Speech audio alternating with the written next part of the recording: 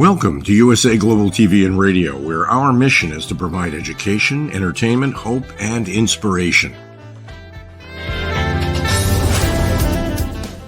USA Global TV and Radio connects you with experts and audiences all around the world every single day to help you succeed in business and to live a richer life. Visit us at usaglobaltv.com to learn about career and life-changing training and mentoring programs like the Listening Mentor.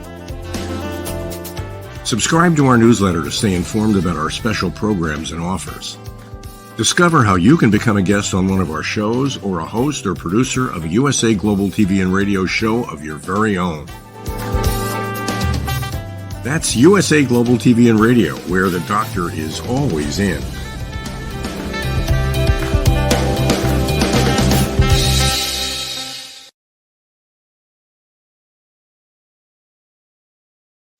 Howdy, y'all.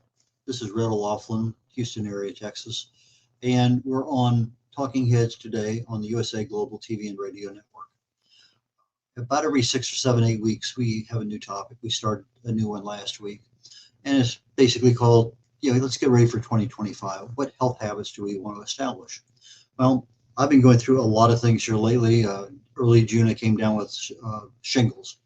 One of the worst things ever happened. The absolute worst thing that's ever happened to me. At the end of June, I got it again, and it's something you do not want to ever have any part of. It's just a debilitating thing, mentally, physically, it just all sorts of problems. So it got me to thinking about, what do I want to do? I finished up the last program we were doing. I said, maybe I want to get myself a little bit healthier for next year. I think a lot of us think that way, that we are wanting to do that. But anyway, let me go ahead and get started here with the show today, because there's a lot of things going on. I need to load up the slides real quick. So we're going to talk about health habits for 2025, and we want to start today. Our day today's 3rd, but our program here, USA Global TV and Radio Network, there's 55 different shows that are available, not only as far as being able to be on live, but also as far as the archives on YouTube. But this thing is live streaming. We see it on Amazon Fire, on Zizzle, on 360 TV, on YouTube, and many other sites. Live streaming, but we also have the recorded version as podcast. So it's not a difficult thing to find. Just type in USA Global TV and you'll generally be able to get to where you're needing to go. But anyway, YouTube is a great place to go, and I'm going to reference a little bit of that later today. From a disclaimer perspective, I'm a researcher. I've never been in the medical industry, the pharmaceutical field, nothing in that. But I fell in love with chemistry very early in my life, long before I graduated from high school. And I got my first degree in it. I got 4 other degrees after that. Nothing dealing with chemistry, just different parts of my life. But what I love to do today is to evaluate, to assess the chemical reactions that are going on in our body at the cellular level. What's happening at the cells? That's where everything is going on. So I try to look for causes. If this happens, this happens, this happens, and this happens. Well, can I stop that from happening? Can I slow it down? Can I speed it up? Anyway, I look for causes, because if I can treat a cause, I can fix a problem. But most of the time we treat symptoms. I have a headache, I take a pill. With my shingles, I was having pain, just unbelievable. Nothing worked, nothing. I'm talking about just about every major thing that was used for pain, because the pain generated from the nerve endings is different than the pain that's generally starting at the cellular level with the arachidonic acid and then with the cyclooxygenase enzymes, all that stuff that goes into swelling and inflammation and pain and redness and soreness. That wasn't part of my pain path. My pain path was frazzled ends, burnt ends of my nerves, and that manifested a different kind of pain and a different method of treating it. One of these days, I'll probably talk a lot more about it, because there's a lot to be learned in there, and maybe that's why I came down with it. But still have symptoms. I don't have any of the rashes, but I still have a little bit of, maybe 90% less pain than I had before. But these things, I have a symptom, but the real damage, if I'm not treating the cause of the problem, can manifest itself as I'm treating symptoms. Anyway, it's one of those things we need to be aware of. And as always, the show is for awareness and education. So based a lot of the information off a book I wrote a while back called No Matter What You Can Do It. It's based on Dr. Maxwell Maltz's Psychocybernetics. It's a book he wrote as a plastic surgeon, cosmetic surgeon, about one people that, when they are perfectly fixed, they can't see any scars, their subconscious mind still sees something, still sees what used to be there, even though it's not there. And our subconscious mind, we talked about last week, is that it will help you do whatever you want, but it's going to protect you from failure. It's going to protect you from pain and disappointment and things. So even though you think you're doing everything right to your conscious brain, your subconscious is really in charge. And we've talked about that last week. This is a slide we left off on last time. We just talked a little bit about how do I change a habit? How do I change my lifestyle? Well, one of the ways, and we talked about, was time management. A lot of us have this tendency to procrastinate. Yeah, I could get it later. Let me watch this. Let me make this phone call. Let me check out myself, whatever it is. I pointed out the fact that I have a egg timer here sitting right in front of me that, if I'm working on something and I know I need a half hour dedicated to whatever that is, I set the timer, boom, it goes off. Now I have a dilemma. Do I continue doing it because I'm really making progress? Or do okay, now let me get to the next thing. So, I have my to-do list there. I got paper all over the place. But sometimes we're not always concentrating on the items that we need to do. I've had phone calls I need to make, and for whatever reason, I just don't feel like making. You have to prioritize. But time management, that's a skill we need.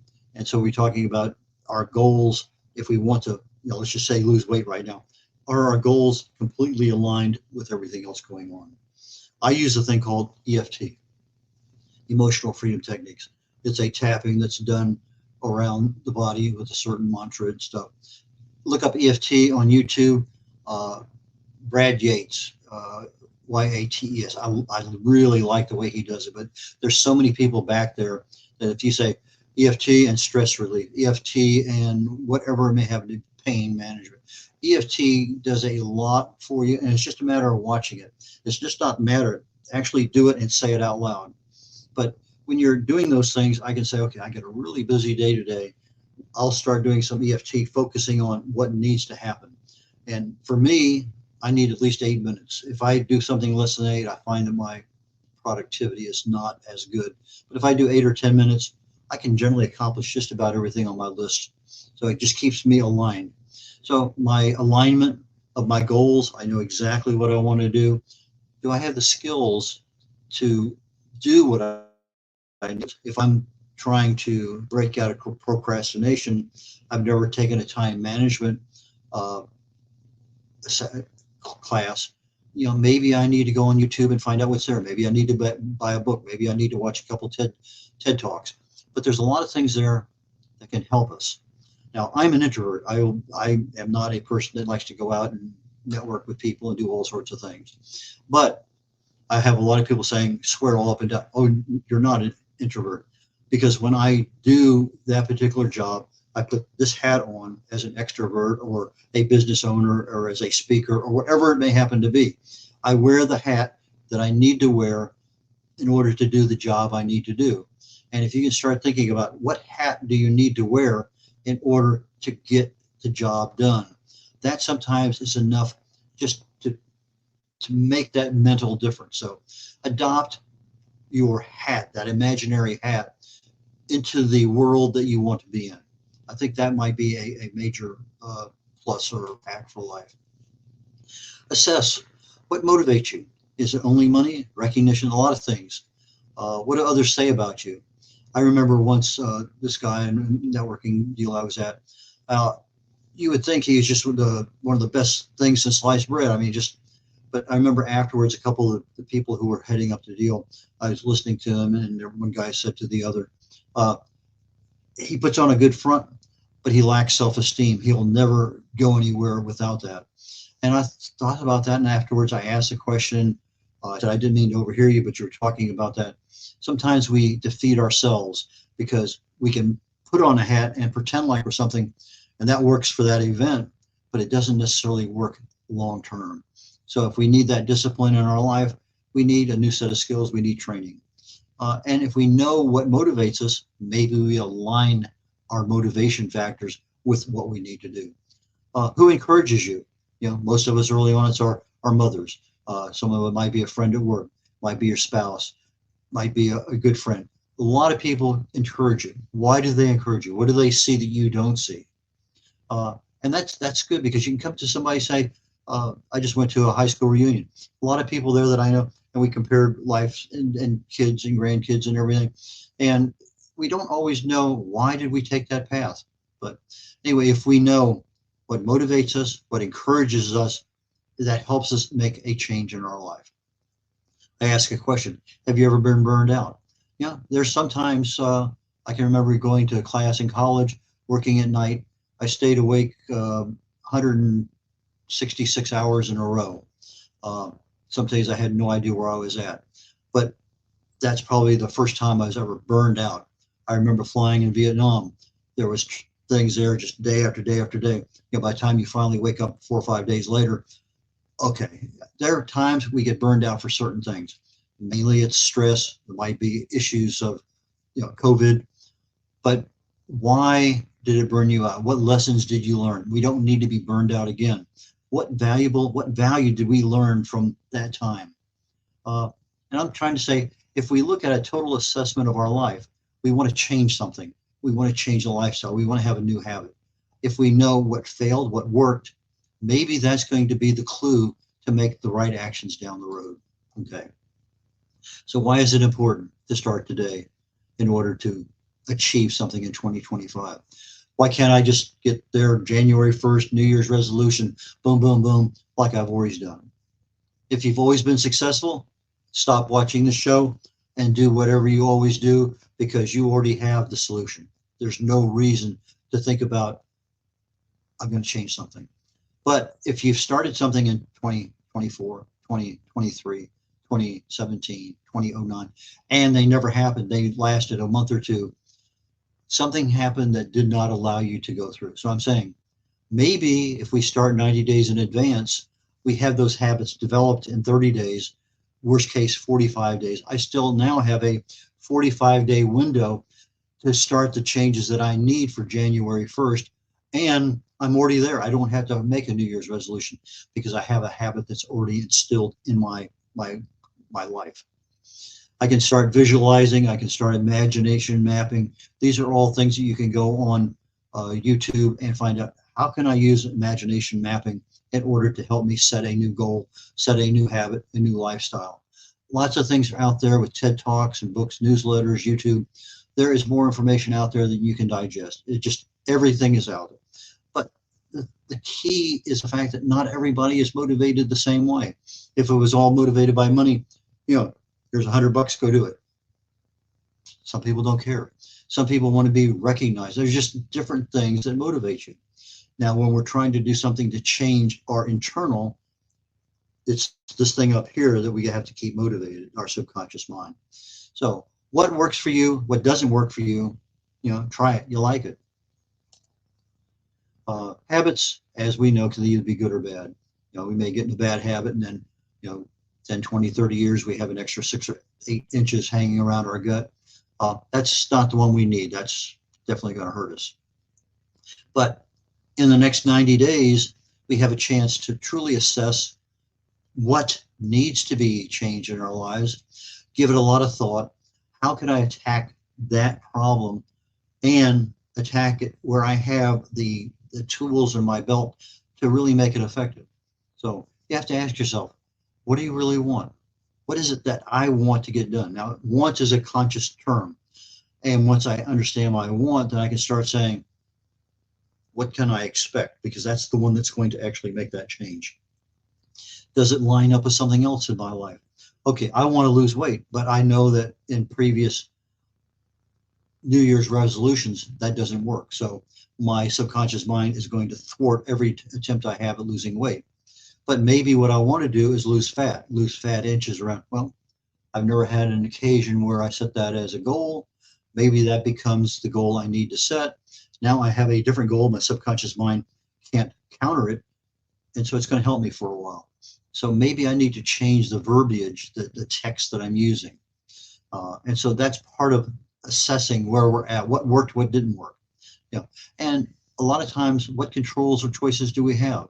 If I don't have control over my time, my location, my food habits, maybe I'm eating in a dormitory, what I'm eating out all the time.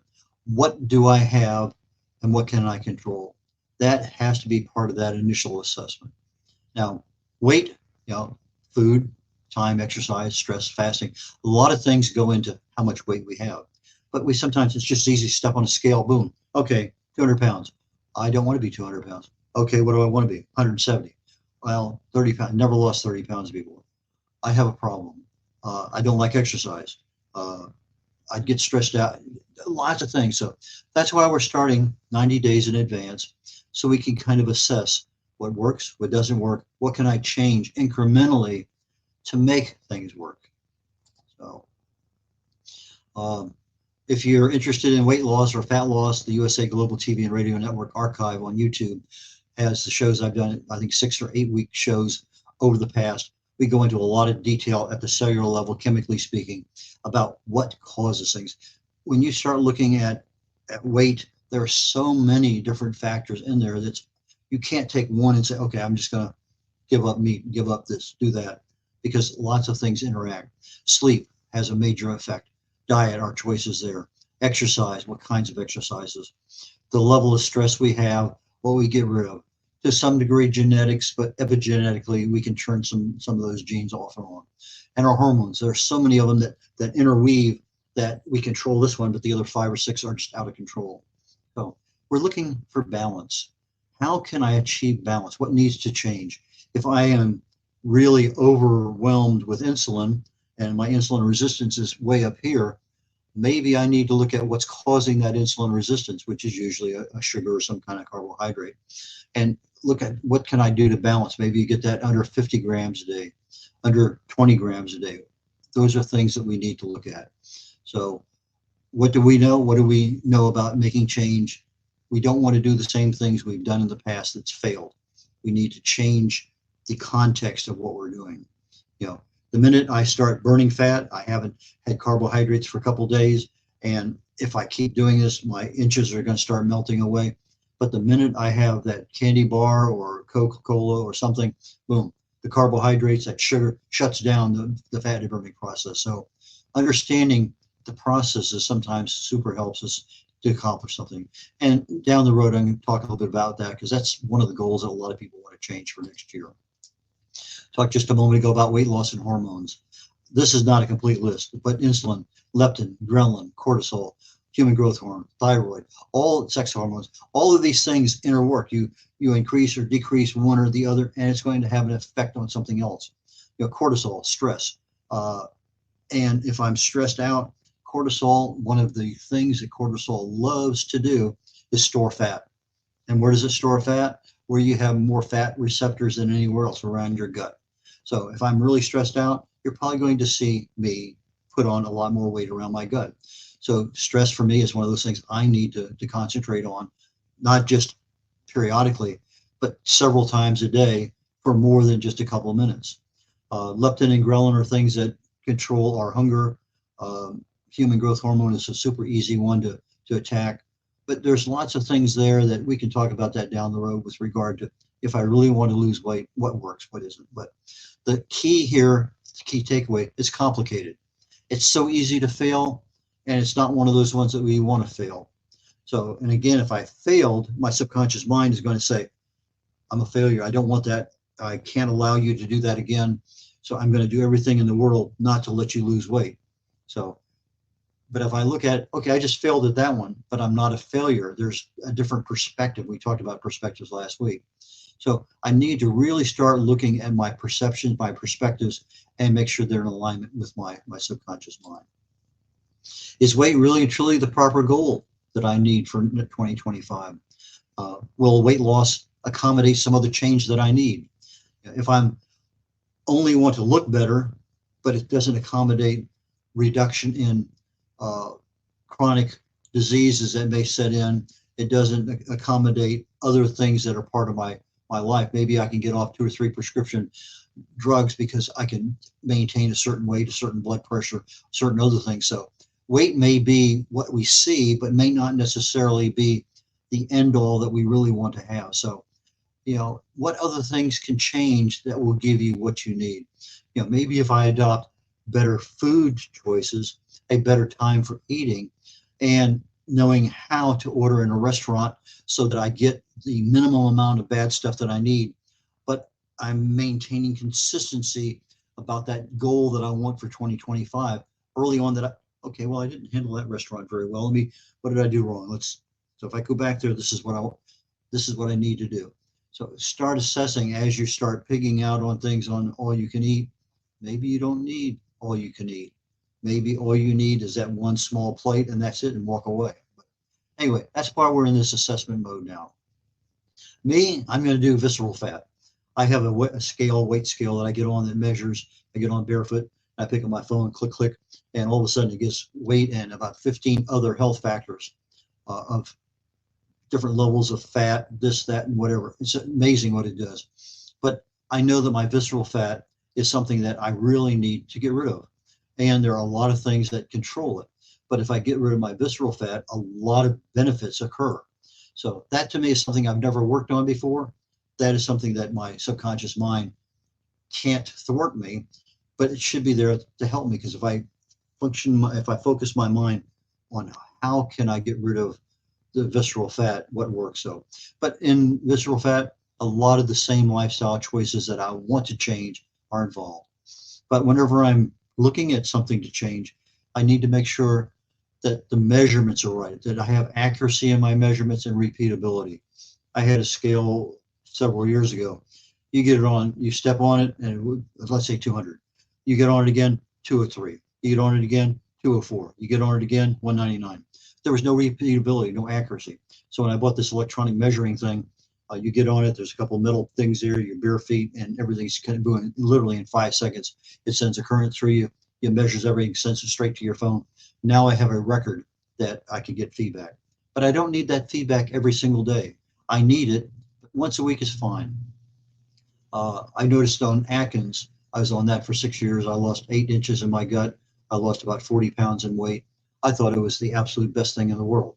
There are some issues with it. One of these days I'll go in a little bit more about it, but I found that if I'm on a goal of not eating carbohydrates, once a week, generally speaking, once every 2 weeks, I could pick out on pasta, bread, desserts, anything I want. One meal once every week, once every 2 weeks, had absolutely no effect on the program I was on. But if I continued, let's say I was living in Germany at the time, I'd drive down to Italy, pig out for a weekend, I'd gain 12, 15 pounds, come back 2 weeks later, it's all gone. So it's knowing what you can and can't do. So I invite you, follow me as I create my dashboard. I want something easy to read, something that's accountable to me that I can look at on a regular basis and say, hey, one schedule, I'm a little behind here. I didn't do that this week. So I want weekly updates to show my progress, and I'm going to keep my audience involved. So for me, my accountability partner is my audience. The nuts and bolts each week, we're going to cover various things. Like I say, weight loss is generally one for a lot of people, and I'll provide information on that. But for some of us, we just need new habits that we've never done before in order to get that success we're looking at down the road. Now, personal health monitoring, anybody who's been in the hospital has been hooked up to everything. Something goes out of whack, nurse comes running down to check you. We have the technology. It collects, it records all sorts of data. What is it critical for what you need to have done? I have my scale. I know that's what I'm going to be using. Once a week, I'll take that information, put it into my dashboard, and week after week after week, I'll be able to see progress, hopefully. That's what I'm expecting. And if I need some other level of treatment or monitoring, it's going to give me, okay, I need to check out this one here a little bit more. I need to find something that's going to be a concern before it becomes a problem, so I can treat it early and often and effectively. My personal health monitoring in 2025, you look that up and there's all sorts of things out there, but I'm finding that most of it really doesn't need it for the level that we need to monitor, track, and improve stuff. So I think if I do a simple, easy spreadsheet of just a few things that I need, I can do what I want to do and make it effective. And we're going to find out. So we're going to concentrate on those few things that affect many. And with that, I think we're right there where I'm almost ready to have that done. So we're going to finish right here at visceral fat and connect next week. So this is red.olaughlin checking out on Talking Heads today. Health habits for 25 start today. And we have at least another 4 or 5 weeks that we're going to be talking about how can we make those changes, and follow along with me as I share my progress in going through 2025 to 2025. Bye, y'all.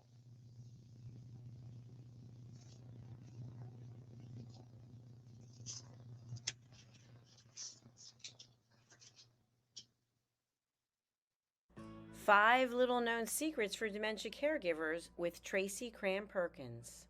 Hi there. I am Tracy Cram Perkins, the host of the Dementia Home Care Show here on USA Global TV and Radio. I am also the author of the book of the same name. And you'll see this QR code. This is for an extended version of the same talk. So if you want to see the full hour-long version, feel free to scan the code and go to that website.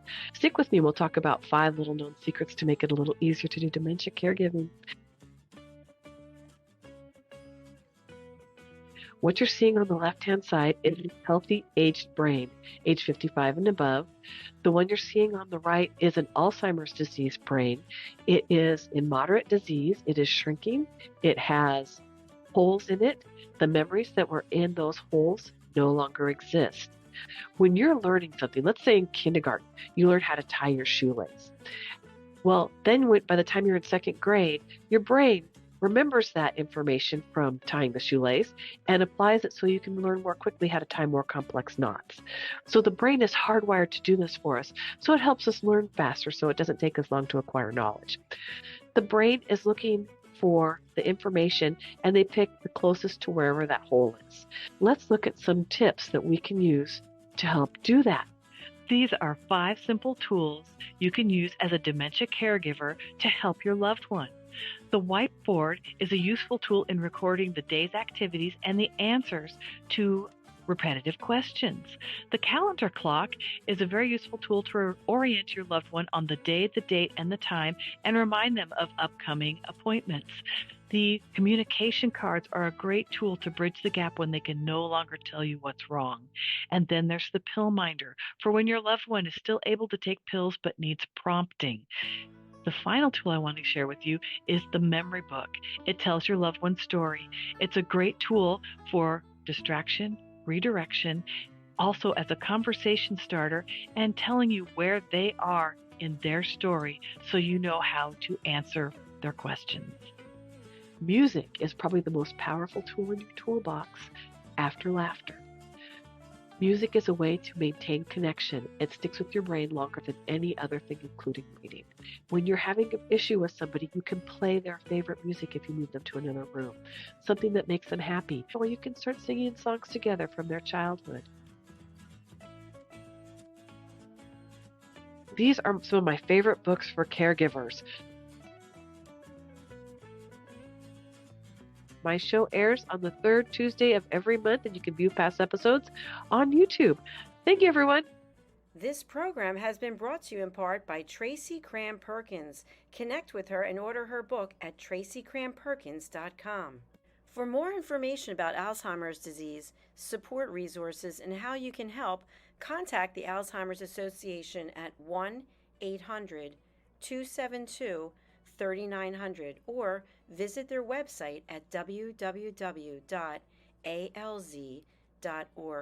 They offer 24/7 helpline support and a wealth of information to assist you and your loved ones. USA Global TV and Radio proudly presents our partner and sponsor, Mr. Philip Sykes and the British School of Excellence. Building confidence, changing lives. And now, proudly presenting The Polished Professional. On a transformative journey with the British School of Excellence's comprehensive suite of masterclasses, crafted to elevate your professional and personal life. 8 outstanding modules will elevate you to the next level. Module 1, exploring life's purpose, delves into the depths of self-discovery, guiding you to chart your unique path to fulfillment and success. Module 2, Mastering Professional Presence and Confidence. This masterclass is a deep dive into the art of self-assurance and commanding presence, which is essential for standing out in today's competitive landscape. Module 3, Learn the secrets of visual impact, how to curate a personal style that amplifies your professional brand. Module 4, Mastering Professional Etiquette and Communication Excellence, navigating the nuances of corporate interaction with grace and tact. Module 5, Elegance in Eloquence. We impart powerful techniques to captivate and persuade any audience with your oratory skills. Module 6, Unlock the potential of your emotional intelligence, EQ, and harness the ability to connect, empathize, and lead with emotional savvy. Module 7, Mastering DISC, building a gateway to understanding behavioral styles, fostering better personal and professional relationships. Module 8, Mastery in Dining Etiquette, building your confidence to perfect the subtleties of dining with finesse, enhancing your social savviness at any table. Step into the Polished Professional program where poise, elegance, and excellence aren't just taught, they're instilled for life. Join us to redefine your potential and polish your professional edge. To learn more, go to thebritishschoolofexcellence.com. The British School of Excellence are investors in people. Let us invest in you.